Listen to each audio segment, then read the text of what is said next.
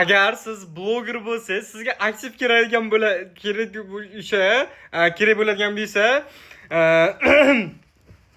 bitta zo'r narsa bor. Mana shu 3 ta narsani gapirib chiqsanglar, sizlarga milliard prosmotr bo'ladi. Qarab turinglar. Birinchisi bu erkak va ayollarni, yo'q, birinchisini aytib olaylik. Erkaklarni yomonlab chiqish, hate qilinglar erkaklarni.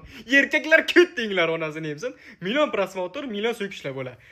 Ikkinchisi, bu erkaklar tomonidan ayol kishi faqat pulga o'chadi denglarda. Bu ham 1 million prosmotr bo'ladi. Ayollar yopishtirib tashlaydi, basharasidan chapat qo'yib tashlaydi. Uchinchisi, Yandex chagan gapirib chiqinglar. O'shan gapirib chiqinglar onasini yemsin. Sizlar nima deb o'yladinglar? Hamma bloger hayotda ham shunday. Ibi o'ylab bo'la iymonli, insofli odam deb o'ylaydi.